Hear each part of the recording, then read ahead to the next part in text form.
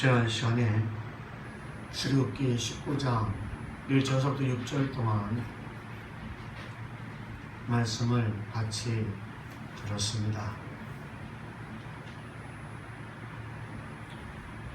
잠깐 뒤돌아보면서 중간 점검을 한번 해보죠.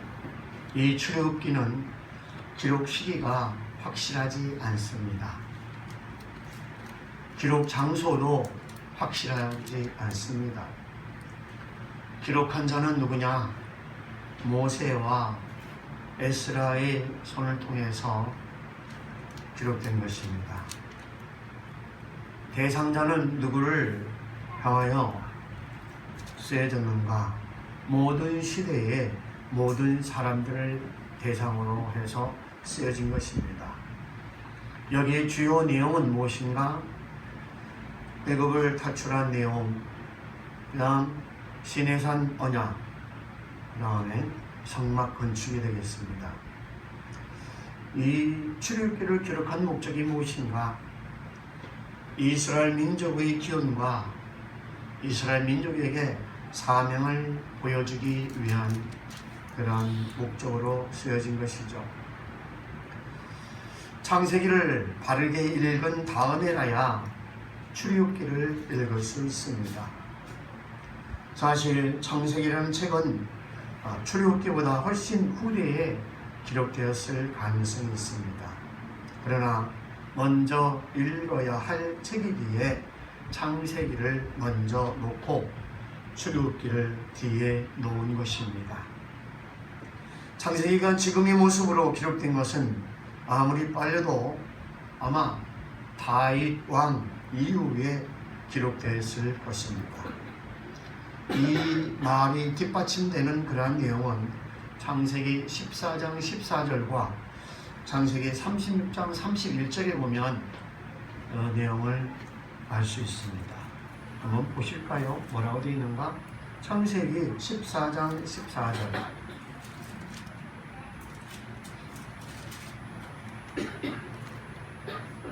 (17절이요) 같이 읽어볼까요?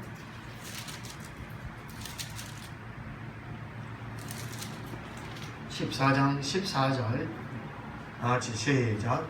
아브라함이 그의 조카가 사로잡혔음을 듣고 집에서 길리고 훈련된 자 318명을 거느리고 단까지 쫓아가서. 여기서 어떠한 근거를 찾을 수 있죠?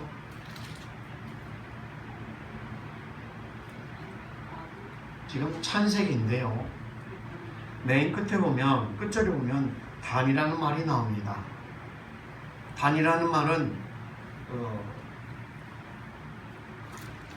12지파의 한 지파인데 이렇게 지역이 나눠진 것은 언제쯤이죠? 언제 지역을 나눴습니까?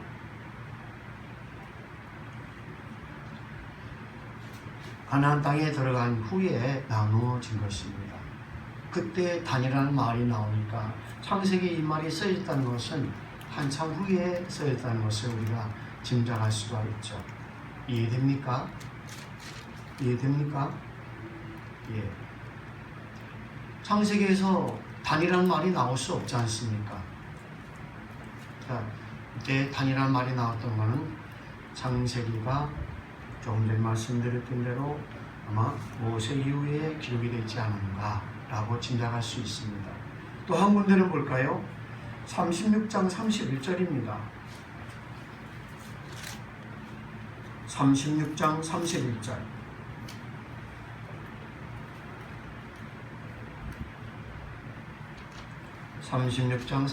같이 한번 읽습니다. 시작. 이스라엘 자손을 다스리는 왕이 있기 전에 에돔 땅을 다스리던 왕들은 이러하니라. 아멘. 거기에 다스리는 왕 언제 나오죠? 이스라엘의 초대 왕이 누굽니까?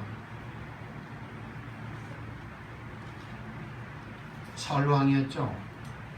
그때 왕이 나오기 시작하는데 사무엘 선지자가 다스리고 있을 그 다음에 이스라엘 백성들이 우리도 왕을 세워달라 그러는 바람에 하나님께서 굉장히 섭섭한 마음으로 허락하십니다. 그때에 왕이 나옵니다. 근데 창세기에 나와 있다는 것은 후대에 썼다는 것을 우리가 짐작할 수 있습니다. 내용을 간략하게 살펴봤습니다. 출애굽기의 내용은 매우 단순한 반면에 의미는 참 깊습니다. 또한 모세 같은 사람을 또한 준비해야 하는 거죠. 그 출애굽기의 신학은 이스라엘 민족의 사명입니다. 전에도 말씀드렸습니다만 출애굽기에서 가장 중요한 신학적 문제는 19장의 말씀이죠. 특별히 19장 5절 6절의 말씀입니다. 시내산 언약의 정신이 어떠한 것인지 보여주고 있습니다. 이는 하나님의 소원이자 이스라엘 민족에게는 사명이 되는 그런 말씀입니다. 옛 언약의 칩이 되는 말씀이죠. 우리는 늘 이 말씀을 외워서 자기 자신에게 물어봐야 됩니다. 내가 진짜 이것을 믿고 인정하고 있는가? 내 자신에게 물어봐야 돼요. 세계가 다 내게 속하였나니 세상의 주권이 하나님께 있다는 거죠. 너희가 내 말을 잘 듣고 경청하고 신중하게 들으라는 겁니다. 내 언약을 지키면 어떻게 지키느냐? 책임감을 가지고 성실하게. 너희는 열국 중에서 내 소유가 되겠고 하나님께서 이렇게 하시면 선별해서 쓰시는 겁니다. 너희가 내게 대하여 제사장 나라가 되며 이것이 민족의 사명이죠. 거룩한 백성이 되리라. 그래서 성민이요 성도라고 하지 않습니까? 너는 이 말을 이스라엘에게 고하지니라 하고 5장 6절이 이렇게 이루어집니다.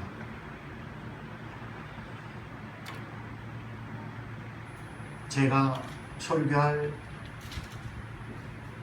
그 시간에는 출애굽기 19장 5절 6절을 외우자고 했는데 순서가 좀 바뀌어가지고 오늘 섰습니다.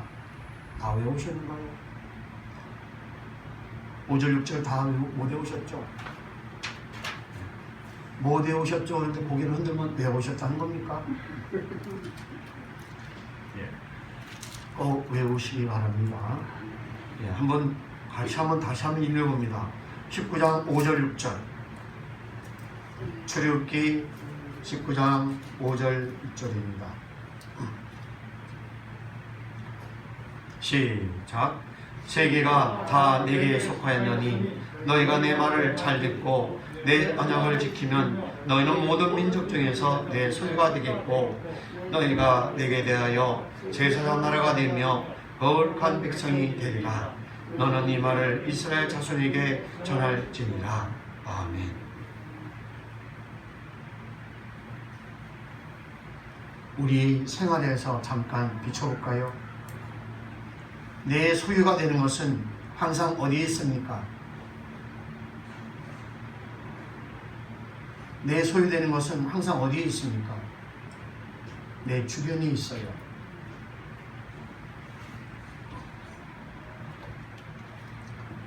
항상 함께 하시는 거죠. 그러니까 하나님께서 내 소유가 된다는 이 말은 늘 함께 하신다는 겁니다. 이분들에게는 구원은 따라오는 거죠. 신경별로 안 쓰면 됩니다. 이스라엘 백성들은 지금까지도 이 말씀이 자기 민족의 사명이었다는 것을 모르고 있죠. 전 시간에도 말씀드렸습니다.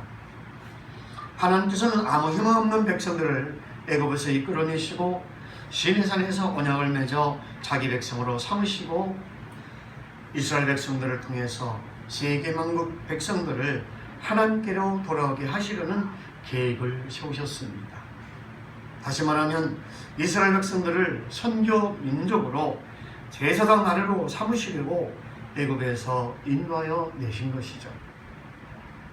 그러나 지금까지도 이스라엘 백성들은 이 중요한 사실을 인식하지 못하고 있습니다. 그들은 여호와 하나님을 자기 민족신으로 제한하여 생각해 왔습니다. 여호와 하나님은 히브리인이 하나님이시고 아브라함과 이삭과 야곱의 하나님으로서 야곱의 자손들만 사랑하는 것처럼 착각하고 있습니다. 그들은 하나님께서 이방인도 사랑하실 것이라고는 추호도 생각하지 않습니다. 유대인들 중에는 하나님이 이방인들을 지구의 땔감용으로 창조했다고 생각하는 사람들이 있습니다. 그들은 이방인들을 부정한 동물처럼 여깁니다. 세계관과 가치관과 역사관이 바로 서서 세상 끝날까지 주님이 이 재림하실 때까지 서 있는 교회, 절대로 어떤 사상이나 이데올로기에 휘둘리지 않는 교회, 그런 교회는 진리에 서야 하는데 창세기 1장부터 계시록까지 다 보이는 그런 교회로 설 수 있기를 주님의 이름으로 축원을 드립니다.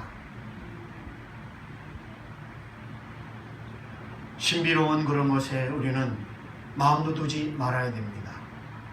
요새는 방언한답시고 하는데 그 방언으로 인해서 하나님의 뜻을 찾는 건 힘듭니다. 요새 방언은 거의 다가 귀신들의 방언입니다. 40년간을 방언을 한 그러한 서울대 나온 사람이 있었습니다. 40년 동안 2시간 내지 3시간을 방언 기도를 매일같이 했대요. 그런데 삶의 변화가 거의 없습니다. 열매가 현찮아요. 그래서 방언을 함부로 하는 것이 아니고 귀신이 주는 것이라 하는 것을 깨닫고 깊이 회개하고 돌아서서 다시 새로운 출발을 하고 있는 분도 계십니다.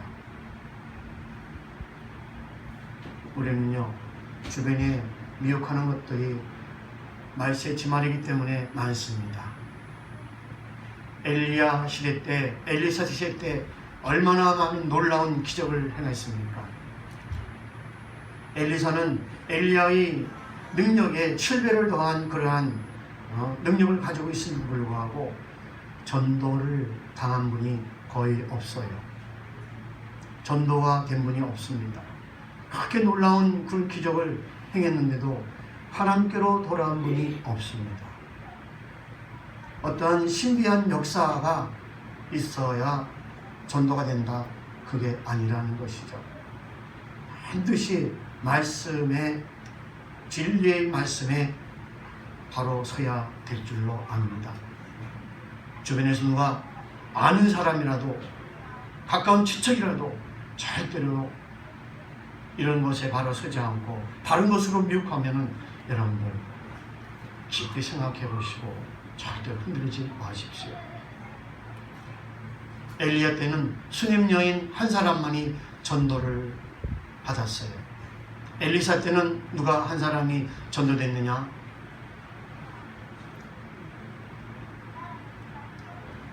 이웃 나라의 아람 지역의 왕의 그 신하였던가요? 누구죠? 묻는 병 걸리는 분. 나만 장군이었죠. 그 장군이 엘리사에게 와서 고침을 받았습니다.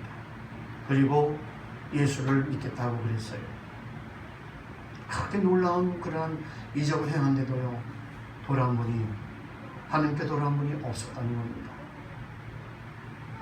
이렇게 말씀드리면은 우리는 반드시 진리의 말씀에 바로 서야 된다. 진리의 말씀을 쫓아 살아야 된다는 것을 우리에게 강하게 일러주시는 하나님의 메시지라고 봅니다. 7절입니다. 모세가 내려와서 백성의 장로들을 불러서 여호와께서 자기에게 명령하신 그 모든 말씀을 그들 앞에서 진술합니다. 백성이 일제히 응답하여 이르되 여호와께서 명령하신 대로 우리가 다 행하리이다. 모세가 백성의 말을 여호와께 전합니다. 여호와께서 모세에게 이르시되 내가 빽빽한 구름 가운데서 내게 임함은 내가 너와 말하는 것을 백성들이 듣게 하며 또한 너를 영영히 믿게 하려 함이니라. 모세가 백성의 말을 여호와께 아뢰었으므로 백성들 하여금 너를 믿게 하려고 내가 일부러 너하고 지금 말하고 있다는 사실을 백성들 인식하게 하려고 한다는 그러한 뜻이겠죠. 여호와께서 모세에게 이르십니다. 너는 백성에게로 와서 오늘과 내일 그들을 성결하게 하며 그들에게 옷을 빨게 하고, 참 이때 물이 참 귀한 그런 때인데요. 옷을 빨 물이 어디 있었을까요? 반석이 터져서 물이 나왔다고 하지만 몇십만이, 적어도 한 100만 넘는, 200만 넘는 그런 사람이 옷을 전부 다 빨지 못해도 입을 옷만 빨아도 엄청난 양일 텐데 놀라운 대단한 역사입니다. 이렇게 준비하게 해서 셋째 날을 기다리게 하라. 이는 셋째 날에 나 여호와가 온 백성의 목전에서 시내산에 강림할 것임이니 너는 백성을 위하여 주위의 경계를 정하고 이르기를 너희는 삼가 산에 오르거나 그 경계를 침범하지 말지니 산을 침범하는 자는 반드시 죽임을 당할 것이라. 이 이야기를 몇 번 합니다.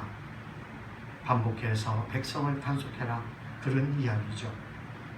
어떤 사람이 경솔하게 하나님이 임하시는 산에 덤비면 그 사람은 돌에 맞아 죽든지 화살에 맞아 죽든지 할 테니까 1절 꼼짝 못하게 모세가 아주 단단히 단속을 합니다. 모세가 산에서 내려 백성이 오니까 백성으로 성결케 하는데 다 자기 옷을 다 빨고 하나님 만날 준비를 합니다. 그런 자에는 손을 대지 말고 돌로 쳐 죽이거나 화살로 쏘아 죽여야 하리니 짐승이나 사람을 막론하고 살아남지 못하리라 하고 나팔을 길게 불거든 산 앞에 이를 것이니라 하라. 이렇게 명령을 받습니다.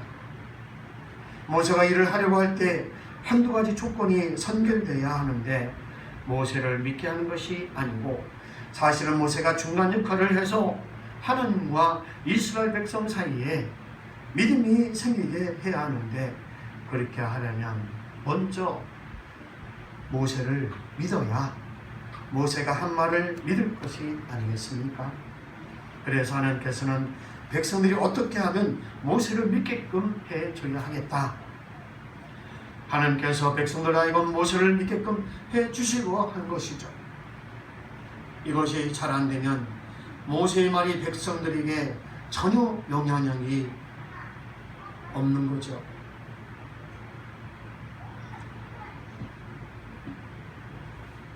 교회에 갈 때 어디 사람 보고 가나? 누구 보고 갑니까? 하나님 보고 간다고 합니다. 그렇지만 그거는 다 큰 사람이 하는 소리입니다. 교회 갈 때 거의 다가 사람 보고 갑니다. 하나님은 안 보이지 않습니까? 하나님은 안 보이고, 그러니까 믿음이 거의 완숙된 상태에 들어가야 사람 보고 실족하지 않는 거죠. 아마 성도들이 70~80%가 사람 보면 충분히 실족을 합니다. 왜냐하면 교회 가서 하나님 안 보이고 사람이 보이니까, 거기다가 목회자가 엉뚱한 짓 하면 교인들 90%가 다 실족해버리고 말아요. 이스라엘 백성의 신앙 수준이 워낙 이렇게 였기 때문에 계속 기적을 보면서도 하나님은 안 보이고 하니까 누구를 원망합니까? 계속 모세를 원망하고 그럽니다. 본인이 사람이니까요. 그래서 하나님도 이게 신경이 쓰이는 것이죠. 이 백성들 하여금 모세에게 불평하지 않게 하도록 하나님께서 모세의 입장을 많이 고려해서 거기에 계신 겁니다. 14절 모세가 산에서 내려와 백성에 이르러 백성을 성결하게 하니 그들이 자기 옷을 빨더라. 모세가 백성에 이릅니다. 준비하여 셋째 날을 기다리고 여인을 가까이 하지 말라. 셋째 날 아침에 우리와 번개와 빽빽한 구름이 산에 있고 나팔 소리가 매우 크게 들리니 진중에 있는 모든 백성이 다 떨더라. 하나님이 그 신의 산에 임재하시는데 큰 나팔 소리와 함께 하나님이 구름 속에 불꽃 속에 임재하셨다는 겁니다. 여러분들이 성지순례에 통해서 한번 가볼 수 있는 그러한 기회가 있을런지요. 갔다 오신 분이요, 보면은 시내산에 가면요, 시내산이 해발 2000m 가까운 곳입니다. 한라산보다 높은 곳이죠. 백두산보다 조금 얕습니다. 그 돌이 전체 불 속에서 녹은 것처럼 돼 있다고 그래요. 벌겋게 마치 진흙을 이겨가지고 벌겋게 구웠다가 나온 것처럼 그리 돼 있다고 합니다. 일반적 상식으로는 이해가 안 되는 그런 그 바 형태가 있다고 그러는데요. 뭉게구름처럼 산이 불에 구워서 녹아가지고 이글거린 것처럼 이글거리다가 식은 것처럼 이렇게 보인다고 합니다.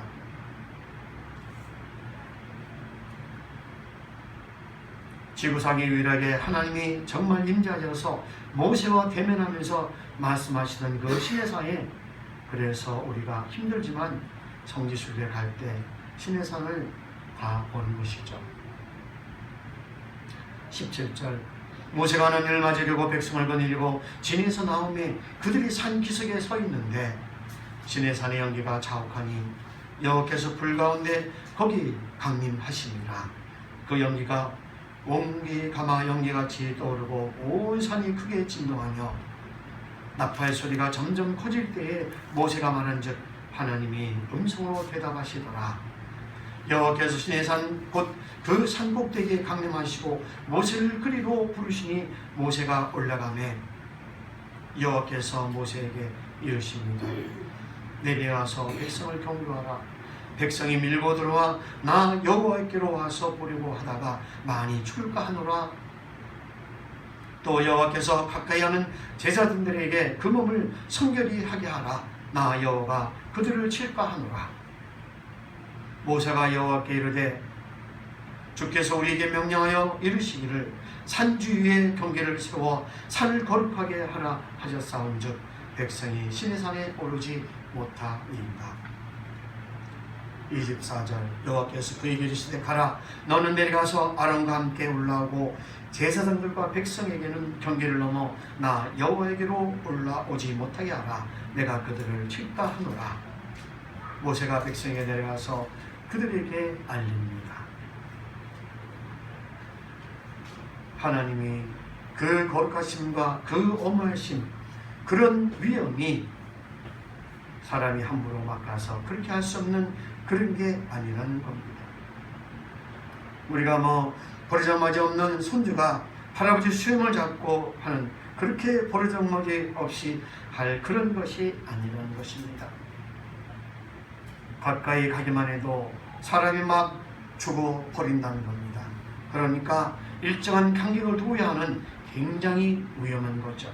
그래서 그 히브리인들은 너무너무 하나님을 두려운 나머지 나중에는 그저 하나님의 거룩한 백성들이 생한 이름을 입으로 그 발음하는 것도 정말 두려워합니다.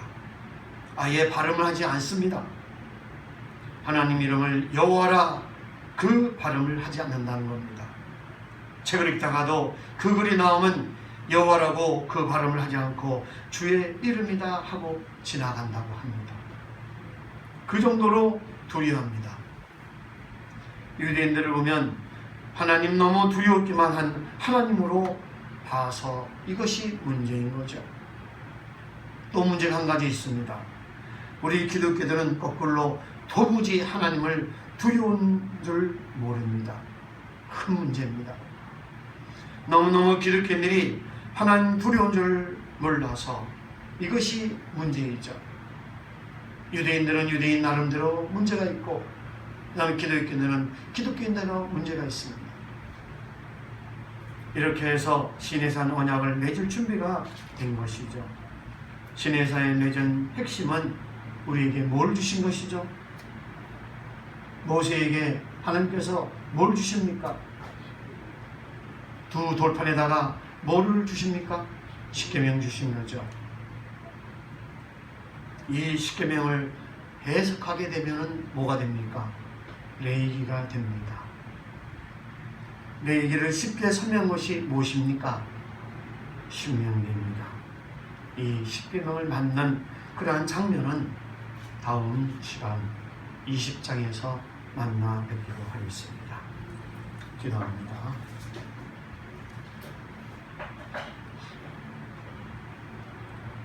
한 가지만 더요. 우리가 19장 5절 6절을 외웠습니다. 또한 읽어봤습니다. 늘 삶을 살아가면서 이것을 외워가지고 매번 자신에게 물어보십시오. 진정 이것을 인정하는가? 여기 보면 너희가 내 말을 잘 듣고 내 언약을 지키면 내 말을 잘 듣는다. 내 말이 뭡니까? 내 말이 뭡니까? 성경 지문권이죠.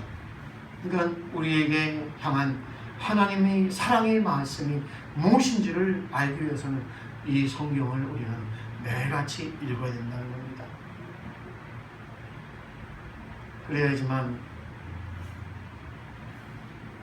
너희가 내 말을 잘 듣고 내 언약을 지키면 너희가 모든 민족 중에서 내 소유가 되는 것이죠. 하나님의 소유가 된다면 어떻게 되겠습니까? 레위기나 신명기 보면은 복에 관한 내용이 엄청 많아요. 신약의 복음만이 아니라 구약에도 복음이 있습니다. 복된 소식이 엄청 많습니다.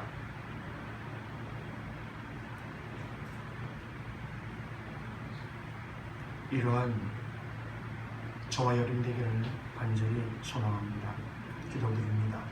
하나님 아버지, 이스라엘 백성이 애굽에서 나온 지 50이 되는 날에 하나님과 언약을 맺는 장면을 저희 시간도 이번 시간도 보았습니다.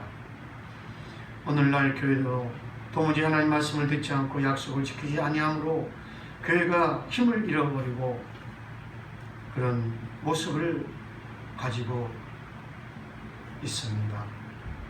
우리가 정신을 차리고 하나님 말씀을 잘 듣고 그 언약을 지키면서 하나님을 끝까지 잘 모시는 저희들 될 수 있도록 주여 도와 주옵소서. 예수님 이름으로 기도합나이다. 아멘.